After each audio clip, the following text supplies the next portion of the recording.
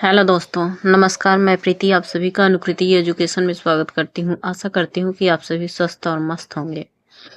दोस्तों, हम लोग यहाँ तक पढ़ चुके थे व्युत्पत्ति व बनावट के आधार पर स्वर के विभाजन, मूल स्वर, दीर्घ स्वर और संयुक्त स्वर, इन तीनों के बारे में पढ़ चुके थे। आज हम इसके आगे उसके पहले हम लोग नोट में एक चीज जान लेते हैं। क्या मूलतः हिंदी में उच्चारण के आधार पर 45 वर्ण, 10 स्वर और 35 व्यंजन हैं एवं लेखन के आधार पर 52 वर्ण हैं, जिसमें 13 स्वर और 39 व्यंजन होते हैं।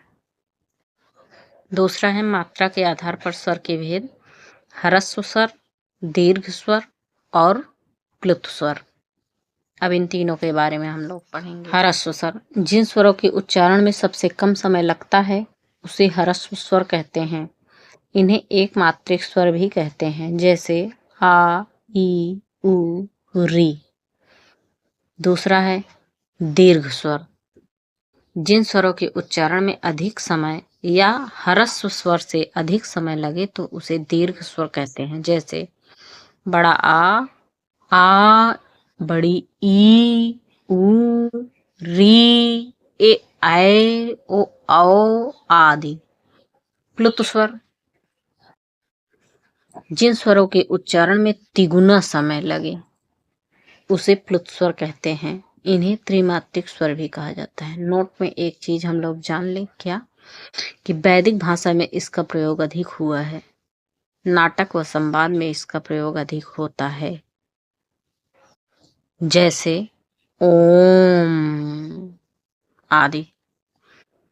तीसरा है, आगे हम लोग ये पढ़े थे कि स्वरों के विभाजन में कि इसके 3 भेद हैं और इन तीनों के भी तीन उपभेद हैं। उसी के अंतर्गत हम लोग तीसरा भेद पढ़ेंगे, जिह्वा की उच्चारण स्थिति के आधार पर। इसके उपभेद हैं अग्रस्वर, मध्य स्वर और पश्च स्वर। अग्रस्वर, जिन स्वरों के उच्चारण में जीभ के अग्रभाग का प्रयोग होता है उसे अग्रस्वर कहते हैं, जैसे ए, ई, ए, आए, री। मध्य स्वर, जिन स्वरों के उच्चारण में जीभ के मध्य भाग का प्रयोग हो उसे मध्य स्वर कहते हैं, जैसे आ। पश्च स्वर, जिन स्वरों के उच्चारण में जीभ के पश्च भाग का प्रयोग हो उसे पश्च स्वर कहते हैं, जैसे आ, उ, ओ, आओ।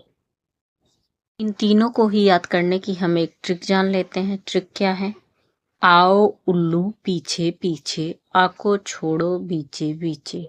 आ, ओ, उ मतलब कि पीछे से पश्च स्वर, छोटा आ, ये हो गया मध्य स्वर, बाकी जो बच जाएगा। इस तरह मित्रों हमारा स्वरों का विभाजन आज कंप्लीट हुआ। आगे हम व्यंजन के बारे में पढ़ेंगे। तब तक के लिए आप सभी को धन्यवाद। आप सब इस चैनल को सब्सक्राइब कर लीजिए, लाइक कर दीजिए अगर पसंद आया हो तो, और अपने फ्रेंड्स और फैमिली के साथ शेयर कीजिए। धन्यवाद।